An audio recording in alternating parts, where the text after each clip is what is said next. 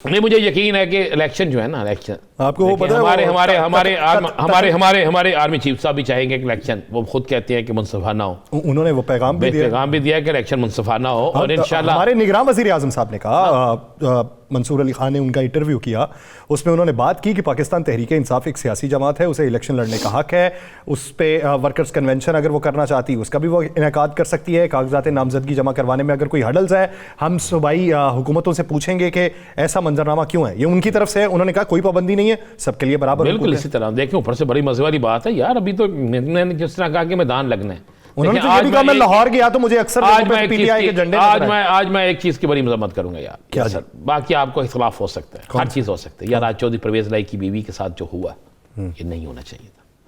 चौधरी परवेज लाई साहब ने बड़ी हिदमत की, उन पर इल्जाम है, जब साबित नहीं ना हुए, साबित कर लें, फिर उसके बाद आप जो मर्जी करें। आज उनकी बीवी के साथ जो हुआ वो अच्छा नहीं किया गया, उनसे पर्स छीना जाए, उन्हें मारने की कोशिश की गई, यानी मारा भी गया ना। ये सारा कुछ, ये क्यों, कौन है वो, ये देखना होगा। और मैं एक समझा चौधरी शुजात के लिए बड़ी है। देखें, चौधरी परवेज लाई साहब ने कागज़ जमा हो गए, मोहन साहब के कागज़ जमा हो गए।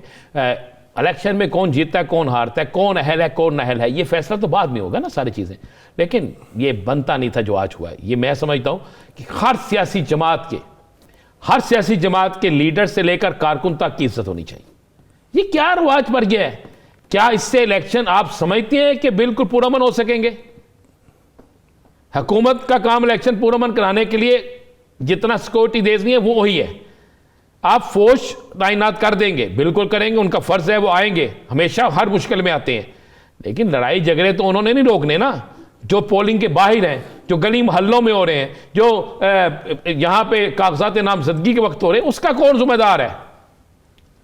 मुझे बड़ा अफसोस हुआ जब मैंने देखा सुना चौधरी परवेज लाई साहब के हवाले से, उनकी बेगम के हवाले से जो हुआ, नहीं होना चाहिए था, नहीं होना चाहिए था। मैं इसलिए कह रहा हूं कि जब तक किसी पर इल्जाम साबित नहीं होता वो मुल्जम नहीं है, वो मुजरम नहीं है, वो मुल्जम भी नहीं है। मैं समझता हूं, मैं दोनों लफ्ज कहूंगा, पहले इल्जाम साबित करें, फिर सजा दें, फिर हम वो अपनी आखिरी अपील तक जाए तो फिर हम उस पर कहें वो। लेकिन चौधरी परवेज लाई की जितनी हिदमात हैं, 1, 2 से लेकर बाकी चीज़ों पे आप देखें ना, मोहन सलाई साहब की देखें, फिर मैं कहूँगा फिर हम किसी और तरफ चल जाएंगे। ये नहीं होना चाहिए था जो आज हुआ, लेकिन आगे तो थोड़ा सा बढ़ जाए इससे। अच्छा, वो मैं एक तज़किरा कर दूं, कल ततले वाली में ना, ततले वाली ये जो आगे गुजरांवाला के करीब, वहाँ पे वो एक शख्स कागजात नामजदगी जमा कराने आया, तो बाहर पुलिस खड़ी थी, उन्होंने उसे उठा लिया, तो वो डाले में बिठाना चाह रहे हैं, तो मिन्नतें तरले करता रहा, भाई मेरी बात सुन लें, कहता ना बैठ। तो वो कोई 2 किलोमीटर ले गए हैं। वो जब उसे बोलने की थोड़ी सी मोहलत दी गई, उन्होंने कहा बादशाह हो, मैं पीटीआई दा नहीं, पीपल्स पार्टी दा, मुझे कागजात जमा करवाने। उन्होंने फिर उतारा, उनके जा करवा ले जा। तो आपको एक और पता है, एक बंदा जो है वो बेचारा एक कोर्ट का फैसला और साथ बिल लेके गया। आजकल आपको पता है ना, कोर्ट के फैसले से बिल जमा हो रहे हैं ना। हाँ जी। तो उसे पकड़ लिया गया कि तुम कागजात जमा कराने जा रहे हैं। लेकिन आज सुप्रीम कोर्ट के हुक्म के बाद और चीफ इलेक्शन कमीशन के अहकामात के बाद, आर्मी चीफ साहब के ये कहने के बाद कि मेरिट पे फैसला होगा, कोई किसी की साइड नहीं ली जाएगी। इसके बाद मैं समझता हूँ कि मुल्क के हालात जो हैं शायद, नहीं मुझे यकीन है, बेहतर हो जाएंगे। अगर बेहतर नहीं होते तो फिर जो भी इसका जिम्मेदार है उसे शिकंजे में आना चाहिए, उसको फिर माफ़ी नहीं मिलनी चाहिए। यासर साहब, फिर माफ़ी नहीं मिलनी चाहिए। इसलिए जमहूरियत इस मुल्क का हुस्न है, और इलेक्शन में अवाम की राय का एहतराम हमें सबसे पहले अजीज़ है, सबसे पहले सबसे ज़्यादा अजीज़ है। इस पर तो कोई कंप्रोमाइज़ होना ही नहीं चाहिए, इस पर कोई कंप्रोमाइज़ करना भी नहीं चाहिए। और इसके लिए कोई आज़ाद उम्मीदवार है, कोई सियासी जमात का उम्मीदवार है, उसको पूरा मौका मिलना चाहिए। और आज जिस तरह सुप्रीम कोर्ट ने कमाल किया, मैं समझता हूँ कि ऐसे फैसलों की, और उसमें सुप्रीम कोर्ट ने ये नहीं कहा सिर्फ कि जनाब मैंने क्लीन चिट दे दी है, उन्होंने ट्रायल कोर्ट को भी यासर पाबंद किया है कि आप करें जी। उन्होंने किसी कोर्ट को हदायत नहीं की कि आपने बिल्कुल कुछ नहीं करना। अब देखना ये होगा बस कि आला अदलिया के अहकामात और आला अदलिया की जो रिमार्क्स थे वो क्या हैं, और नीचे ट्रायल कोर्ट के रिमार्क्स क्या होंगे। ये सब चीज़ें जो है ना वो सामने आएंगी, और इसमें बड़ी अहम तरीन चीज़ें जो है वो आपको अब देखने में मिलेंगी। मतलब आप देखें ना, इस्लामाबाद हाई कोर्ट ने तो रिजेक्ट कर दी थी ना बेल जी, सुप्रीम कोर्ट ने ले लिया। लेकिन ये कभी नहीं हुआ कि ऊपर से आया फैसला नीचे वाला रिजेक्ट करे। ये आप देखने वाला काम होगा, ये आज से पहले नहीं हुआ। मैंने तो नहीं देखा कोई ऐसा। अब मुझे नहीं पता आपका इसमें है कि नहीं, लेकिन कॉलोनी देखें। अच्छा यासर, एक चीज़ तो बड़ी समझ से बाहर है, हमजा शहबाज साहब किधर है, पता है कुछ आपको? वो लॉबिंग कर रहे होंगे अपनी। यार लॉबिंग किस तरह कर लेंगे? मरियम साहिबा को सूबाई इलेक्शन लड़ाया जा रहा है, मरियम साहिबा को वज़ीर आला का लक़ब दे दिया उसने कैप्टन सफदर साहब ने। हालांकि कैप्टन सफदर साहब लक़ब देने के मास्टर हैं और फौरी थोड़ी देर बाद वो कुछ दिन बाद अचानक कह देते हैं मैं ऐ नहीं सी किया। और ये सारी चीज़ें हो रही हैं।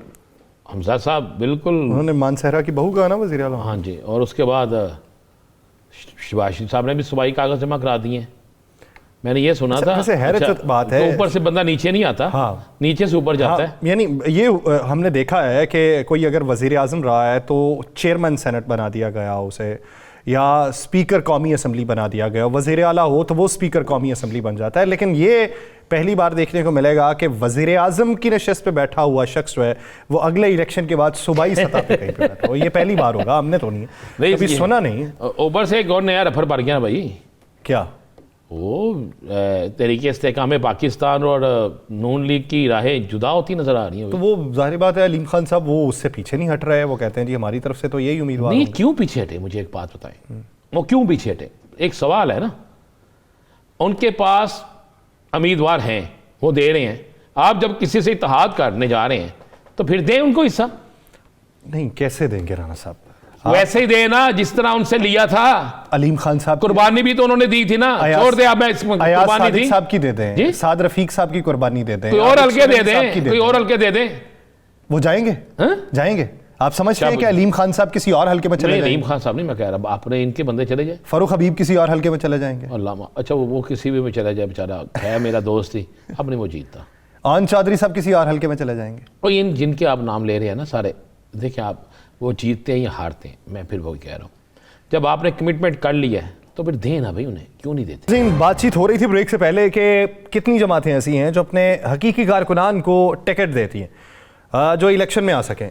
बसूरत दीगर राणा साहब ने कुछ नाम लिए, कुछ नाम मैंने लिए, लेकिन कारकुनान को लेके कौन सी पार्टी है जो सर फहरिस्त है?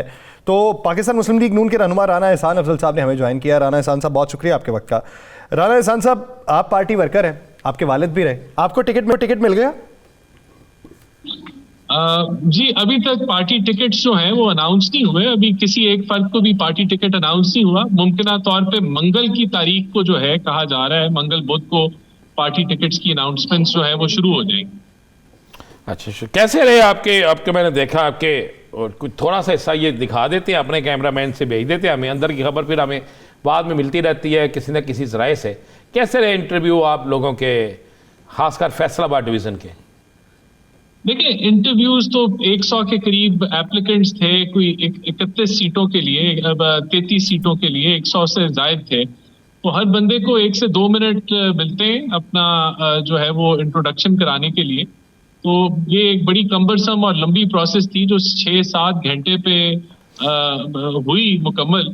तो एक इस प्रोसेस के अंदर इसके अलावा भी बहुत सारी तरीकों से पार्टी कोशिश करती है जानने के लिए कि किसको टिकट देना चाहिए। वैसे आपस की बात है राना एहसान साहब, मेरा काम है दिन भर बोलने का और सालों से बोलता आ रहा हूं, लेकिन 1 से 2 मिनट में ना मैं अपना इब्तदाइया भी बयान नहीं कर सकता। इंट्रो तो बहुत दूर की बात है कि अपना पूरा कुली तौर पे बता सकूं।